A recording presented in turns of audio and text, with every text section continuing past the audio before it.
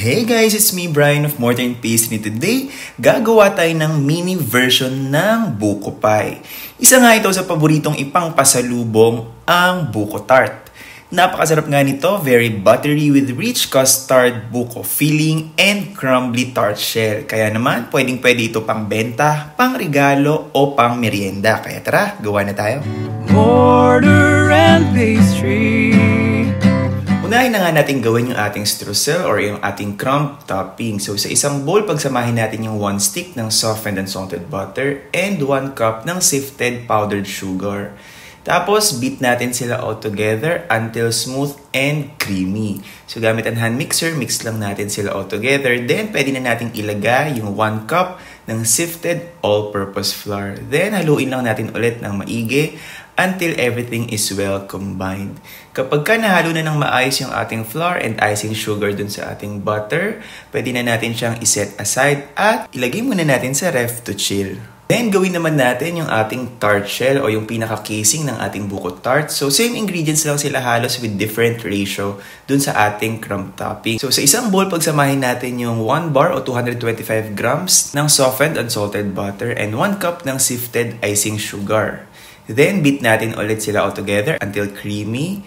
Tapos, add na tayo ng this time mas marami yung flour, 2 3/4 cups ng sifted all-purpose flour. Kasi ito yung magbibigay ng structure dun sa ating tart shell. So, nilagay ko lang siya in 2 portions para hindi masyadong magtalsikan or mag-splash yung ating flour all around. Mix lang natin siya ulit until medyo maging crumbly na parang ganito yung mixture. Pagka ganyan yung itsura niya, pwede na natin i-press into a dough pero hindi natin siya mamasahin. So, press lang natin siya ng konti and then wrap natin with cling film para hindi mag-dry and then chill for 20 minutes. After chilling, pwede na natin siyang hulmahin dun sa ating muffin tin. So, ito yung regular size na muffin tin. So, i-press lang natin siya sa bottom, going all around the sides as thin as possible dahil medyo aalsa pa siya when we pre-bake it. After natin mailagay yung lahat ng ating tart shells, mahulma ng maayos, mag-poke tayo ng hole sa bandang ilalim gamit ang tinidor para maiwasan yung pag-angat nito at pag-form ng steam sa ilalim during pre-baking.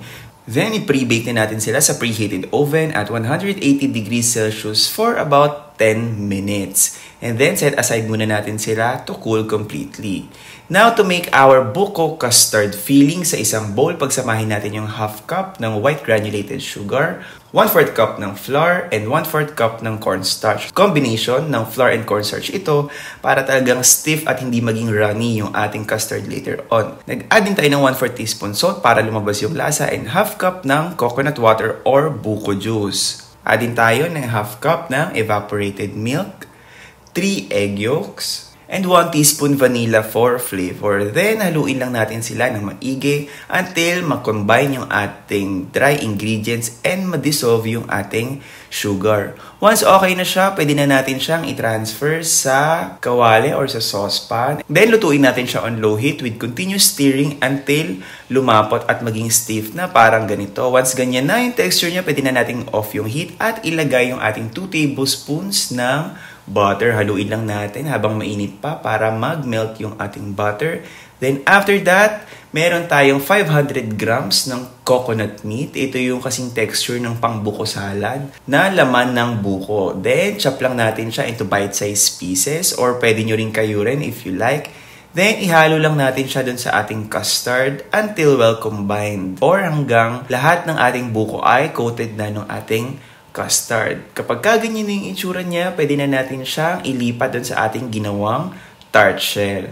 So, i-fill lang natin yung ating tart shells or yung ating pre-baked shells with this buko custard filling. Since very buttery yung ating tart shell recipe, ay hindi na siya mag-i-stick dun sa ating muffin tin kahit hindi na natin i-grease or i-line. But I suggest maglagay na kayo ng cupcake liner if you have para mas madali ang pagtanggal nito. Kapag ka okay na, pwede na nating ilabas sa ref yung ating sinet aside na crumb topping. And then, gamit yung ating mga kamay, ika-crumble lang natin sa ibabaw ng ating buko tart. So, ibudbud lang natin siya sa ibabaw until medyo makovered yung ating buong tart. Then, after that, pwede na natin silang i-bake sa preheated oven at 180 degrees Celsius for about 20 minutes or until mag-golden na yung crumbs natin sa ibabaw. Once done, palamigin muna natin sila completely and then pwede na natin silang i-remove dun sa muffin tin. And that's it. Enjoy your homemade buko tart. Mortar and pastry, baking memories. Mortar and pastry, we'll be baking, creating, compounding sweetness.